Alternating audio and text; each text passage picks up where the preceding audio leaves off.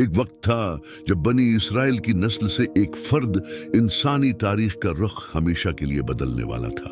وہ نہ محلات میں پیدا ہوا اور نہ ہی فوجوں میں گھرا ہوا تھا۔ اس کے باوجود کسی اور روحانی رہنما کو اس جیسے غیر معمولی نشانیاں عطا نہیں کی گئیں۔ اس کی زندگی صدیوں پر محیط رہی، گہری تقسیموں کا سبب بنی، اربوں افراد کی پیروی والی ایک عقیدت کو جنم دیا اور آج تک اختلافات میں گھری ہوئی ہے۔ اس شخص کو عیسی کے نام سے جانا گیا۔ اسلامی روایت کے مطابق اس کا وجود کبھی بھی الہی ارادے سے جدا نہیں رہا۔ پیدائش سے پہلے ہی اس کی تقدیر ایک منفرد مقصد اپنے اندر سموئے ہوئے تھی۔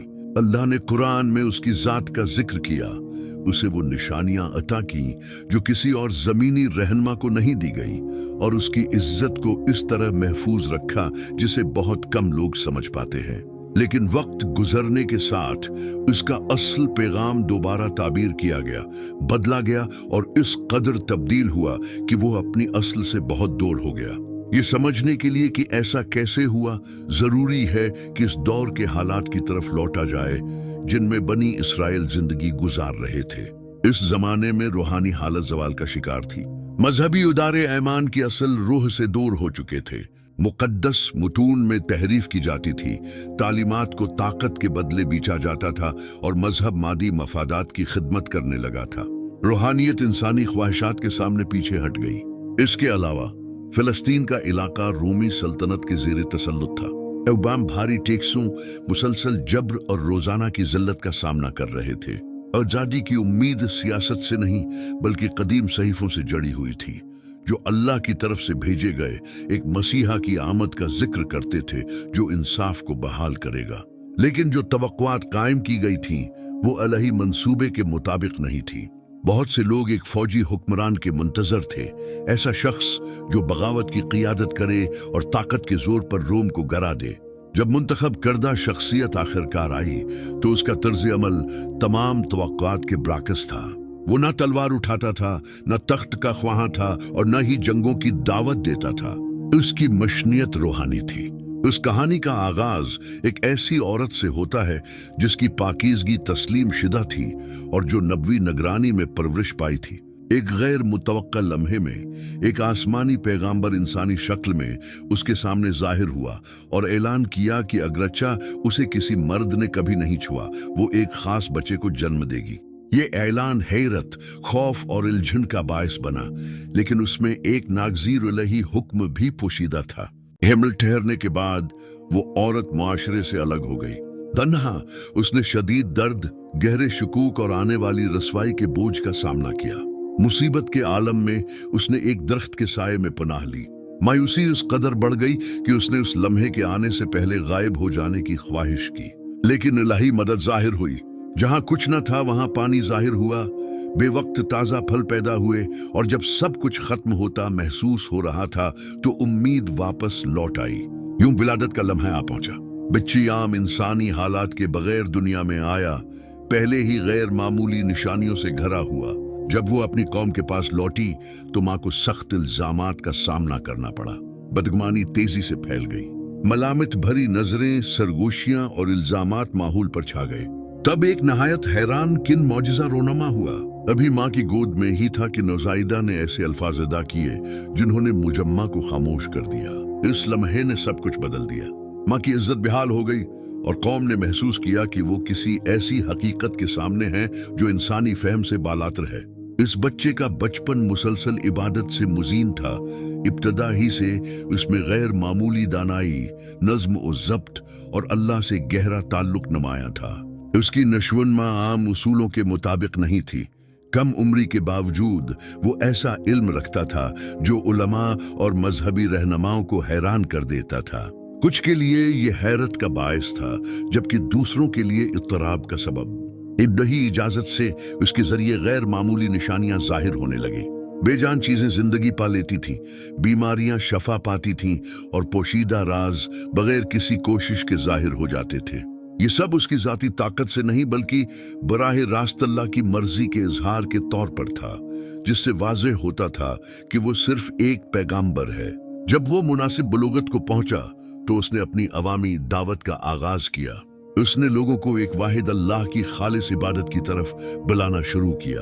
उसने इन रहनुमाओं की सरजनिश की जिन्होंने दीन को बिगाड़ दिया था, वक्त के साथ बदली गई रस्मों की इस्लाह की और इन कवानीन को वाज़ेह किया जिन्हें तोड़ मरोड़ दिया गया था। ये दावत मजहबी अख्तियार रखने वालों के लिए शदीद परेशानी का बाइस बनी। उसका असर वो रसूख बढ़ने लगा और हुजूम तौजा से सुनने लगा। हर मौजज़ा इसकी सदाकत को मजीद मजबूत करता था। जो शक करते थे वो सबूत मांगते थे और वो नाकाबिल तरदीद अंदाज में जाहिर हो जाते थे। इसके बावजूद बहुत से लोगों ने कबूल करने से इनकार किया, न कि निशानियों की कमी की वजह से बल्कि अपने मकाम और ताकत के खो जाने के खौफ से। ये तशवीश रूमी हुकूमत तक भी जा पहुंची। ऐसा शख्स जो पैरोकारों को जमा करता और इलाही इंसाफ की बात करता था, सियासी खतरा समझा जाने लगा। मजहबी रहनुमाओं ने कंट्रोल खोने के खौफ से हुक्काम के सामने उस पर इल्जाम लगाया कि वो हुकूमत करना और बगावत को हुआ देना चाहता है। जब साजिशें बन रही थीं तो करीबी हलके ही के अंदर से गुदारियां भरी। रकम के बदले एक मुखबिर ने उस जगह की निशानदही कर दी जहां पैगंबर को गिरफ्तार किया जा सकता था, लेकिन इंसानी मंसूबा अली फैसले पर गालिब न आ सका। फैसला कुन लम्हे में अल्लाह ने उसे आसमानों की तरफ उठा लिया, उसे जिल्त और मंसूबा बंद मौत से महफूज रखा।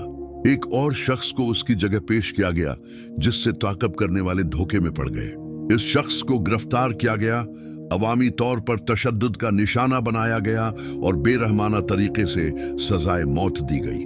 आसमान तारिक हो गया, जमीन कांप उठी और खौफनाक निशानियां जाहिर हुई। इन लोगों के लिए तनबिया के तौर पर जो ये समझ रहे थे कि वो कामयाब हो गए हैं। इसी दौरान हकीकी पैगंबर एक मुकर्रर वक्त के लिए महफूज रहा। उसकी वापसी को एक मुस्तकबिल के वाक़ये के तौर पर वादा किया गया जो क़यामत से जड़ा हुआ है। इन वाक़यात के बाद उसके पैरोकारों के दरमियान गहरे इख्तिलाफात पैदा हो गए। कुछ का कहना था कि वो जिंदा आसमान पर उठा लिया गया, दूसरों का मानना था कि वो वफात पा चुका है। कुछ ऐसे भी थे जो उसकी वापसी के कायल थे। किसी मुतहद मतन के बगैर रवायात बेतरतीब अंदाज में फैलने लगे। मुख्तलिफ ताबीरात के हामिल गरवा वजूद में आ गए। कुछ उसे सिर्फ नबी तस्लीम करते थे, दूसरों ने उसे अलही हैसियत देना शुरू कर दी। ये तकसीम एक ऐसे अकीदती तगीर का आगाज बनी जो वक्त के साथ मजीद गहरा होता गया। कुरान के बराकस जिसे अल्लाह ने महफूज रखने का वादा किया, ईसी के बारे में तहरीरों को यह जमानत हासिल न हुई। उसकी गैर मौजूदगी के दहाइयों बाद मतून जमा किए जाने लगे जो इन लोगों ने लिखे जो बराह रासत इसके साथ नहीं रहे थे। तहरीफात, इजाफे और तशरीहात शामिल होती चली गईं। इसी तनाजुर में एक फैसला कन शख्सियत सामने आई। एक ऐसा शख्स जो पहले पैगंबर के पैरोकारों को सख्ती से सताता था, उसने दावी किया कि उसे एक रूहानी रूयत हासिल हुई है। इस तजुर्बे के बाद उसने अपना नाम बदल लिया और एक नया किरदार इख्तियार किया और बाद की मसीही लहियात के अहम मामारों में शामिल हो गया। इस नई रहनुमा ने यूनानी रूमी सकाफत से हम आहंग नजरियात पेश किए जहां खुदाओं और इलाही बेटों का तसव्वुर आम था।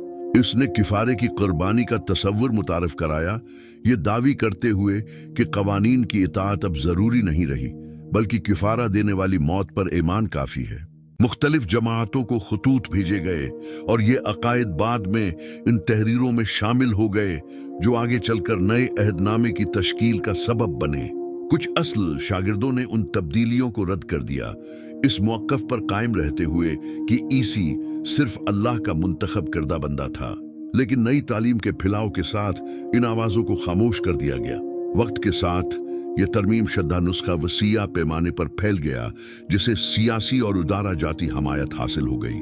सदियों बाद ये इस्लाह शुदा अकीदा दुनिया में गालिब हो गया जिसने तारीखी फैसलों, इत्तिहादों और तनाजुआत को मुतासिर किया। लेकिन कुरान में रवायत वाज़िह और बरकरार है। क़यामत के दिन अल्लाह ईसी से इस बारे में सवाल करेगा जो इसकी तरफ मंसूब किया गया और ये जाहिर हो जाएगा कि उसने कभी न अपने लिए और न अपनी माँ के लिए अलवहियत का दावी किया। इसकी मशनियत हमेशा लोगों को खालिक की खालिस इबादत की तरफ रहनुमाई करना थी।